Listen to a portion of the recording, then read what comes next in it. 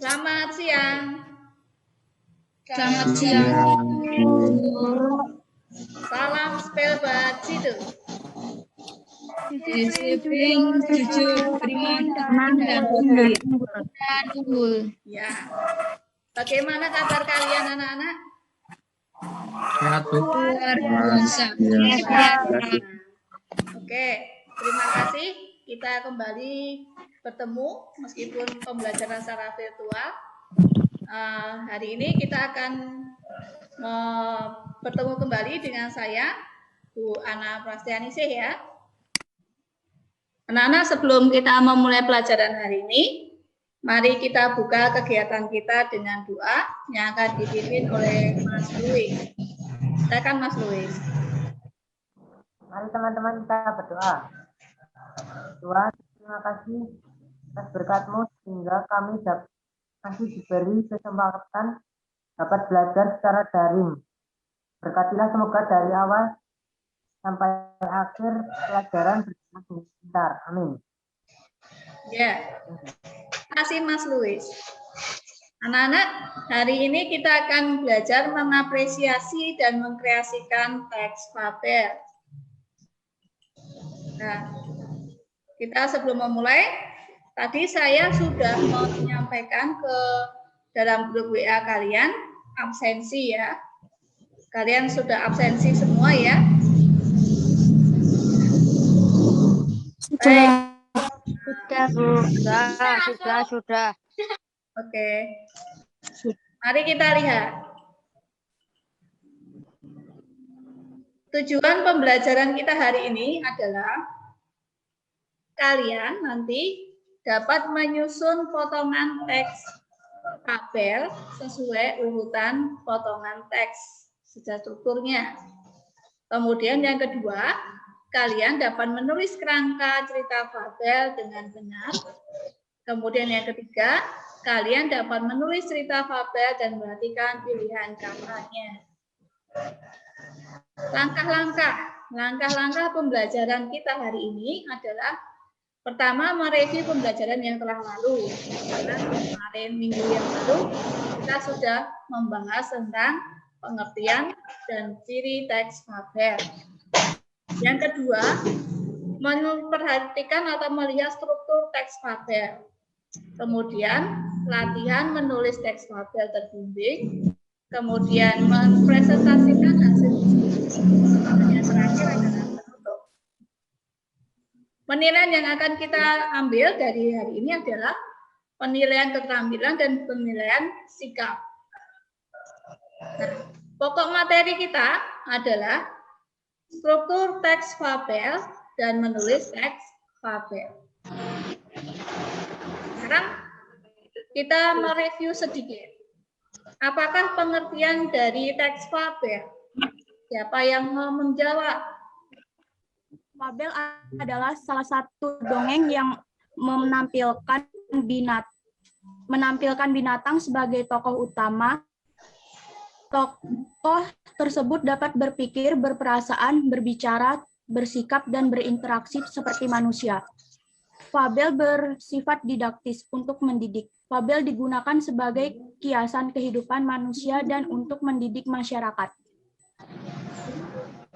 Ya, terima kasih Mbak Riki. Pengertian dari teks fabel itu adalah teks yang menceritakan tentang binatang. Nah, kalau begitu, ciri-ciri teks fabel itu sudah bisa diketahui dari pengertiannya bahwa cerita yang mempunyai tokoh binatang. Nah, sekarang kaidah kebahasaan apa yang ada dalam teks fabel? Minggu lalu sudah kita bahas. Ayo, siapa yang mau menjawab? Saya, Bu. Ya, Kaidah kebahasaan teks fabel. Teks fabel memiliki dua kata kerja, yakni kata kerja yang pertama, kata kerja transitif, dan yang kedua adalah kata kerja intransitif. ya.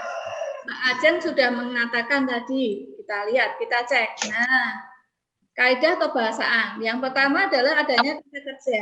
Jadi Mbak Ajeng sudah mengatakan teks fabel memiliki dua kata kerja, yaitu transitif dan intransitif. Baik, terima kasih Mbak Ajeng. Kemudian Sama-sama, Bu. yang kedua, kaidah kebahasaan kedua. Siapa yang mau menjawab? Masih ingatkan? Ya, siapa? Saya. Ya, Kata keterangan tempat dan waktu. Yang kedua, kata sandang, si dan sang. ya, mempunyai kata keterangan tempat dan waktu, dan juga mempunyai kata sandang dan sang. Ya. Berikutnya, kaidah kebahasaan yang berikutnya adalah siapa mau jawab? Saya, Bu. Ya, Penggunaan kata hubung. Kata hubung yang sering digunakan dalam teks cerita fabel diantaranya kemudian, lalu, dan akhirnya. Contoh, akhirnya sang semut meminta maaf dan berjanji untuk tidak mengulanginya. ya. Baik, terima kasih. Kata keterangan tempat, adanya kata keterangan, maaf, adanya penggunaan kata hubung. Penggunaan kata hubung. Kata hubung yang digunakan, contohnya, akhirnya sang semut minta maaf pada dan berjanji tidak akan mengulangi. Oke, nah,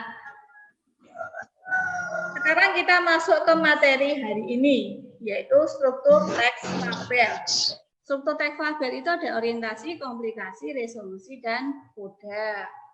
Orientasi, dikatakan orientasi itu selalu pada bagian pembuka.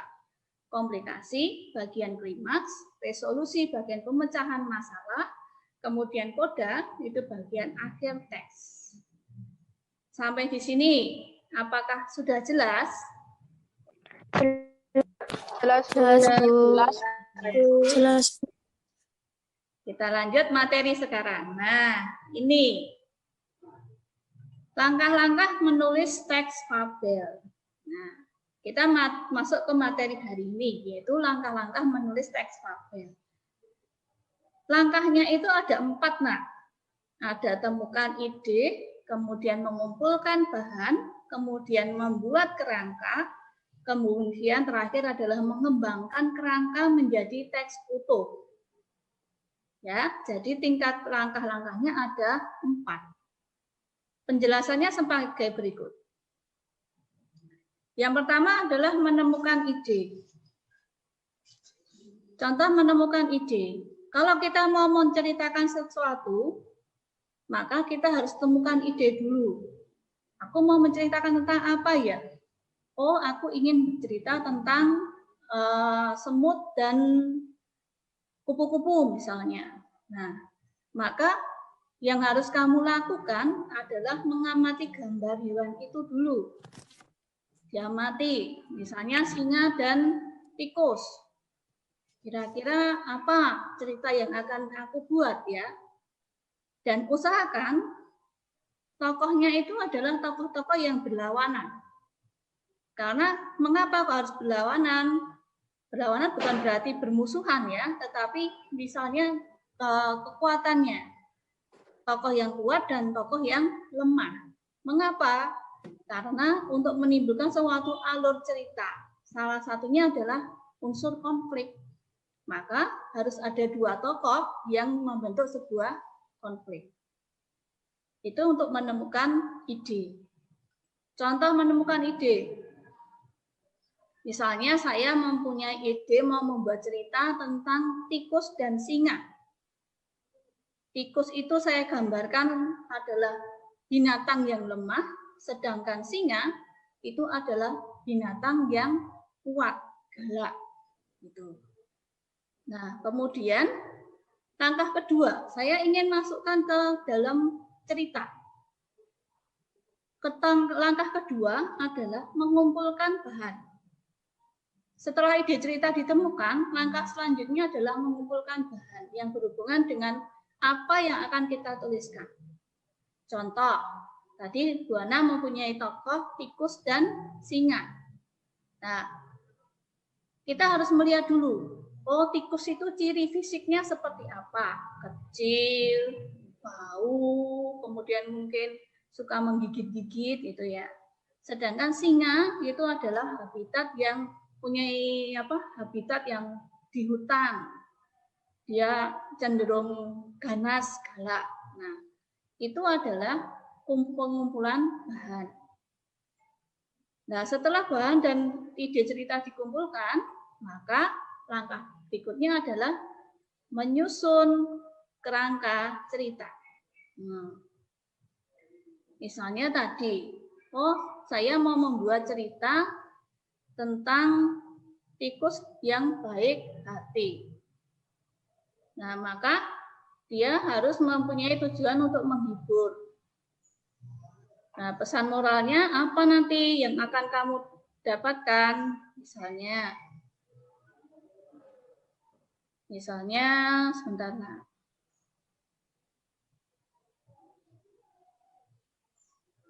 Misalnya ingin mendapatkan menghibur, memberi pesan moral pada pembaca, maka tokohnya nanti akan saya gambarkan itu adalah tikus, itu seorang binatang yang baik hati, suka menolong, pemberani. Sedangkan nanti si singa itu akan saya beri karakter seorang binatang seekor ya, kok seorang sih salah deh.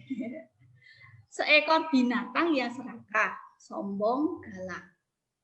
Nah, sampai di sini ini adalah kerangka cerita. Setelah kerangka cerita ini terbentuk, maka langkah selanjutnya adalah membuat penceritaannya nanti apa ya? Oh, nanti perkenalannya adalah memperkenalkan tokoh dan latar. Tikus saya beri nama Piti, sedangkan si singa saya beri nama Panjul. Kemudian komplikasinya kira-kira nanti ceritanya itu si Panjul kena apa itu ranjau, kakinya kena ranjau para pemburu. Kemudian si Piti itu nanti akan membantu si Panjul. Nah, karena si Piti itu adalah tikus kecil, maka Panjul mengeluarkan sifat serakahnya, dia akan menerkam si Piti. Itu bagian komplikasinya nanti. Nah, sekarang bagian klimaksnya ini, Panjul marah, mohon pada si Piti mohon pada Panjul untuk melepaskan dan suatu saat nanti Piti akan membalas. Nah, kemudian di bagian penyelesaian atau nanti di bagian resolusinya, Piti melepaskan jeratan. Nah, amanat yang ingin saya sampaikan adalah misalnya, oh saya ingin memberikan amanat dalam cerita ini bahwa sekecil apapun kebaikan tetaplah harus diperhatikan. Nah, sampai di sini apakah ada pertanyaan penjelasannya? Tidak, Bu. Tidak, Bu. Baik, sudah jelas ya? Sudah, Bu. Ya. Sudah, Bu. Ya. Sudah, Bu. Sudah, Bu. Baik, sekarang, nah dari kerangka tadi, kalau kita buat disatukan menjadi semacam ini ceritanya. Judulnya Singa dan Tikus. Nah, bagian orientasinya, setelah digabungkan menjadi semacam ini. Suatu ketika seekor singa bernama Panjul tengah tidur di hutan dengan pose kepala yang telah besar bertumbuh pada kedua cakarnya. Tiba-tiba seekor tikus kecil bernama Piti yang pemalu tidak sengaja menghampirinya. Kemudian bagian komplikasi dikembangkan menjadi dengan ketakutan dan tergesa-gesa untuk melarikan diri, ia malah berlari melintasi hidung Panjul. Sang singa terbangun dari tidurnya. Singa itu dengan marah meletakkan kakinya yang besar di atas makhluk kecil itu. Tadi yang saya katakan bahwa komplikasinya nanti si Piti mau diterkam. Bagian klimaksnya kalau dikembangkan menjadi, ampuni aku Panjul, pinta tikus yang malang itu. Tolong biarkan aku pergi dan suatu hari aku pasti akan membalas budimu. Panjul tertawa terbahak-bahak karena berpikir bahwa Piti tidak mungkin dapat membantunya.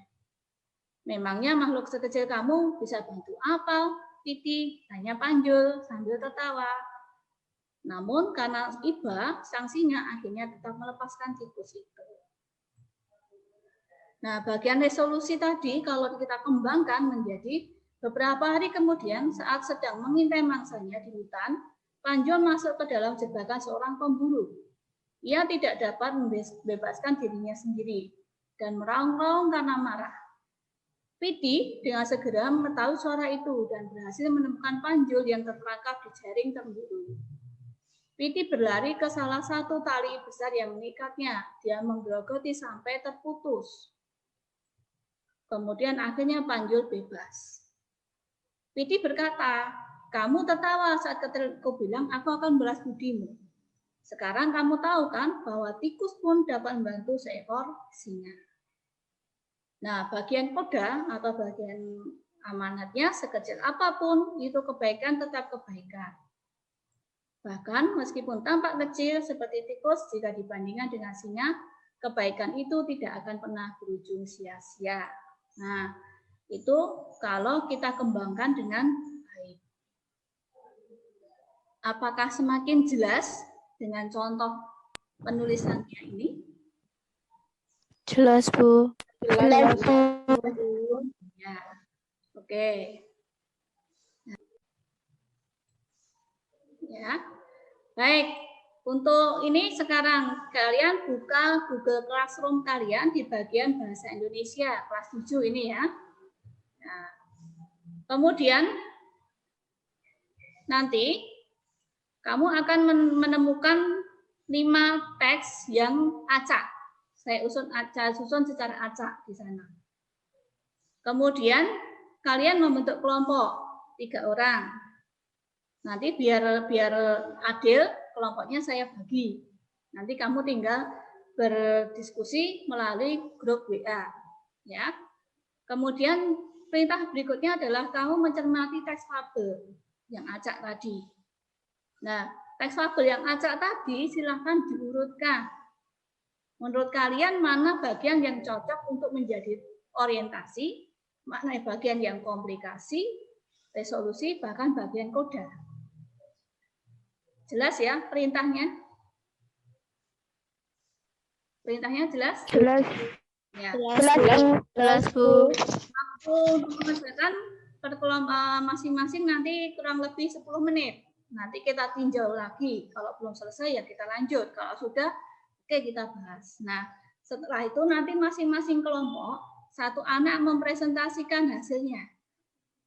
Ya, kalian presentasikan di sini. Biar teman yang lain juga menyimaknya. Ya, Mbak Desi, silakan. Kata jahat dan tikus petualang. Suatu ketika petualangan lalu di mana katak tinggal. Ketika katak melihat dia berenang dan hei tikus, bukan di sini. Aku melihat alam yang indah ini dan aku akan mencoba petualangannya. Jawab dengan raut antusias. Dalam benak katak, sang katak memiliki akal licik untuk menjadi sang tikus. Wow, hal yang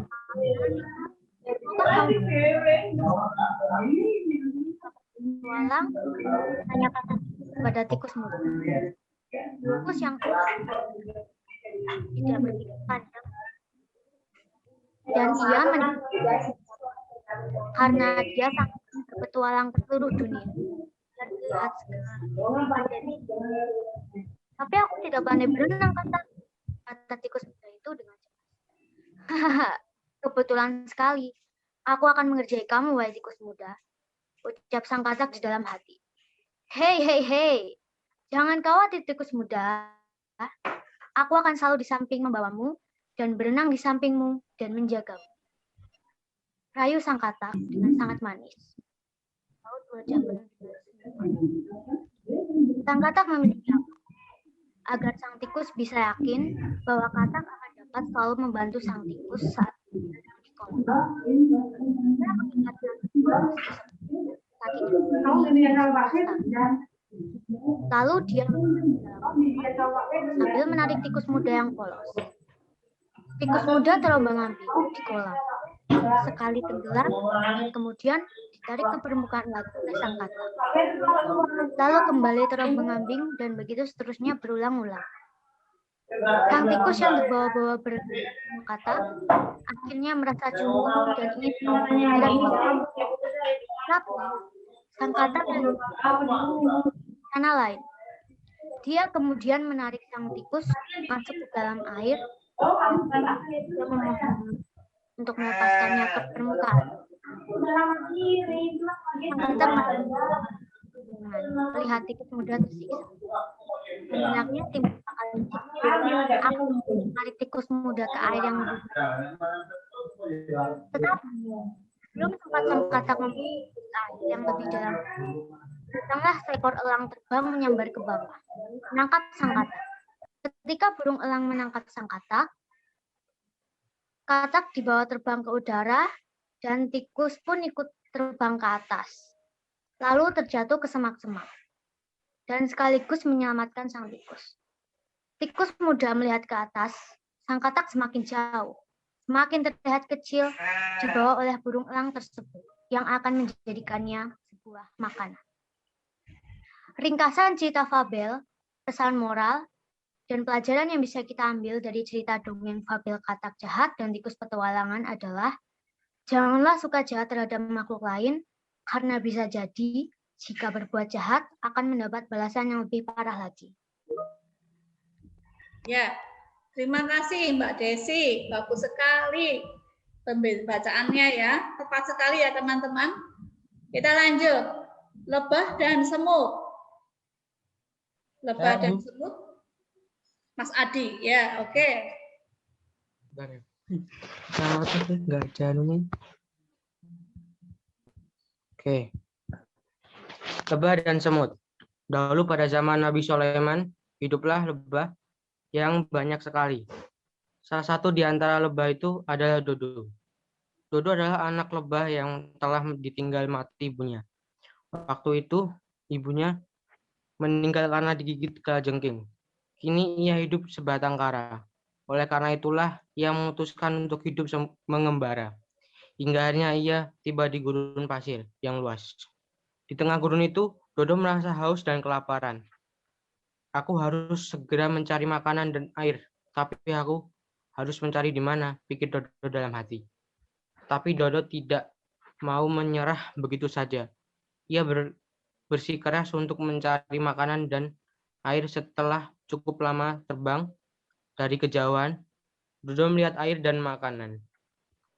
Namun setelah mendekat, ternyata yang dilihat itu hanyalah hamparan pasir yang sangat luas. Maka dengan rasa kecewa, Dodo kembali lagi terbang menelusuri gurun.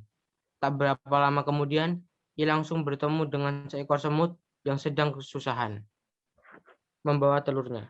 Dodo pun mendekati semut itu. Hai semut, siapakah namamu? Tanya Dodo ke semut. Namaku Didi. Namamu siapa? Semut pun menjawab.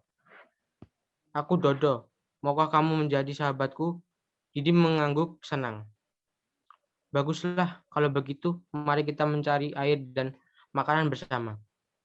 Didi kembali mengangguk. Kemudian mereka bergegas pergi untuk mencari makanan. Setelah cukup lama menyusuri gurun, mereka menemukan sebuah mata air yang berair, bersih dan segar. Di samping mata air itu terdapat sebatang pohon kurma yang berbuah lebat dan sangat manis. Didi dan Dodo sangat gembira. Mereka segera minum dan makan sepuasnya. Setelah mereka benar-benar kenyang, mereka segera mencari tempat tinggal.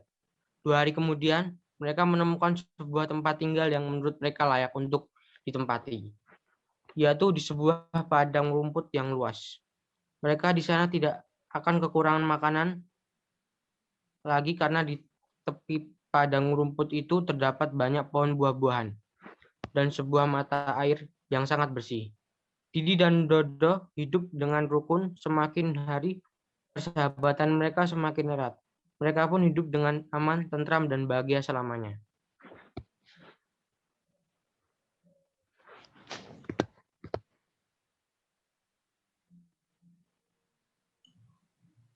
Bu? Terima kasih Mas Adi. Baik sekali pembacaannya. Ya, lanjut untuk yang teks ketiga, yaitu gajah dan buaya yang serakah. Siapa yang mau menjawab? Saya, Bu. Ya, oke Mbak Devi. Gajah dan buaya yang serakah. Pada di sebuah pinggiran sungai, hidup seekor buaya yang tengah kelaparan. Sudah selama 3 hari ia tidak makan apapun, dan kini perutnya sangat lapar dan jika ia tidak makan, maka bisa-bisa ia mati. Kemudian ia pun masuk ke dalam sungai dan berenang di dalamnya untuk mencari makanan. Akhirnya, sang buaya melihat ada seekor bebek yang tengah berenang. Ketika sang bebek tahu sedang diincar oleh buaya, ia pun akhirnya menepi. Melihat bebek yang hendak dimangsa tersebut kabur, akhirnya buaya pun mengejarnya dan alhasil bebek tertangkap olehnya. Sembari menangis ketakutan, sang bebek berkata, "Ampun buaya, lepaskanlah aku. Dagingku hanya sedikit. Mengapa engkau tidak memangsa kambing saja di hutan?" Sembari menunjukkan taring tajamnya, sang buaya berkata, "Baiklah kalau begitu, antarkan aku ke tempat persembunyian kambing di hutan sekarang." Kemudian tidak jauh dari tempat itu, ada lapangan hijau di mana banyak kambing yang sedang mencari rumput untuk dimakan. "Pergi sana, aku akan memangsa kambing saja." Akhirnya bebek merasa sangat senang dan berlari dengan kecepatan yang penuh. Akhirnya buaya pun mendapati seekor anak kambing yang berhasil ia tangkap sesudah beberapa lama. Karena saking takutnya, anak kambing tersebut berkata, "Tolong, jangan makan aku. Aku masih sangat kecil sehingga dagingku tidaklah banyak. Mengapa engkau tidak memakan gajah saja yang dagingnya lebih banyak dariku? Aku akan mengantarmu ke sana." "Baiklah, antarkan aku ke sana sekarang juga," pinta gajah. Akhirnya buaya diajak ke tepian danau yang sangat luas oleh anak kambing tersebut. Dan benar saja, di sana sudah ada anak gajah yang besar. Akhirnya buaya langsung mengejar dan kemudian menggigit kaki anak gajah tersebut. Namun, kulit gajah sangat tebal sehingga itu tidak dapat melukainya. Anak gajah pun berteriak dan meminta tolong kepada sang ibu. Sedangkan buaya terus saja berusaha untuk menjatuhkan gajah tersebut. Namun sayangnya tidak bisa. Mendengar teriakan sang anak, sekumpulan gajah pun akhirnya mendatangi dan menginjak buaya hingga ia tidak bisa bernafas.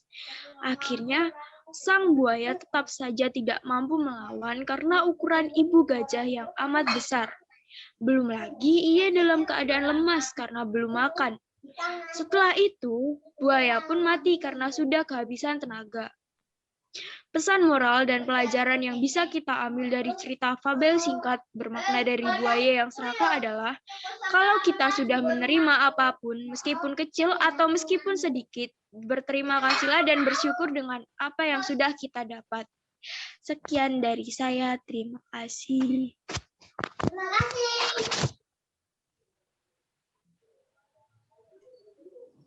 Ya, terima kasih Mbak Devi. Tugas mandiri di sini ada di dalam Google Classroom kalian. Saya memiliki 2 buah gambar. gambar fabel. Nah, silahkan kalian pilih salah satu gambar yang kalian suka, kemudian susunlah menjadi sebuah teks fabel yang utuh. Nah, nanti gambarnya bisa kamu pilih salah satu. Wah, aku suka yang kupu-kupu atau lebah. Kemudian ada yang suka, aku kok suka yang rubah ya. Nah, boleh, silahkan. Atau mau dibuat dua-duanya boleh, boleh banget ya. Nah, nanti hasilnya kalian selesai tuliskan di kertas, kemudian diunggah seperti biasa, diunggah di Google Classroom, nanti penilaian ada di sana. Kemudian penugasan paling lambat hari ini, jam 00, jam 12 malam tak tunggu besok. Kemudian setelah itu kalian konfirmasi ke saya, Bu, saya sudah mengirim dan sebagainya. Sehingga saya bisa segera melakukan penilaian. Itu ya, Nak? Jelas? Jelas, Bu. Baik, kita masuk ke kesimpulan. Langkah-langkah menulis fabel. Pertama, menemukan ide. Kedua, mengumpulkan bahan. Ketiga, menyusun kerangka varian. Keempat, mengembangkan kerangka keterangan. Bagus sekali, ya. Tepat sekali. Hari ini kita belajar mengenai menulis teks fabel. Langkah yang harus diambil yang pertama adalah menemukan ide, seperti kata Mbak Devi. Kemudian mengumpulkan bahan. Bahannya apa saja yang dipakai. Kemudian membuat kerangka. Nah, yang terakhir adalah mengembangkan menjadi sebuah fabel yang utuh. Nah, itu bisa kita pelajari yang kita hari ini pelajari. Ya. Nah, apakah sampai di sini kesimpulan kita sudah melakukan kurang lebih 1 jam tadi? Apakah masih ada pertanyaan? Tidak ada. Tidak, Bu. Tidak, Bu. Baik, terima kasih. Kalau begitu, kita bisa untuk hari ini pembelajaran sudah selesai. Saya tunggu kalian di Google Classroom. Saya nunggu tugas kalian hari ini. Dan jangan lupa menuliskannya dengan rapi ya, supaya saya mudah membacanya. Itu. Baik, untuk hari ini pelajaran sudah selesai. Kalian tetap harus jaga kesehatan selama pandemi, tidak boleh sembarangan melakukan hal yang tidak penting. Lakukan hal yang penting-penting saja. Ketika di luar, jangan lupa memakai masker, selalu cuci tangan, dan menjaga jarak. Maka dengan begitu kamu akan sehat. Oke? Baik, sekarang kita tutup doa. Yang menutup doa adalah ketua kelas lagi, Mbak Nadia.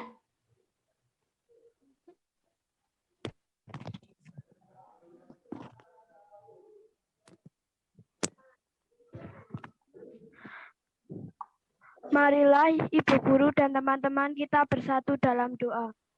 Berdoa mulai. Berdoa selesai. Bu, terima kasih. Ya, selamat siang.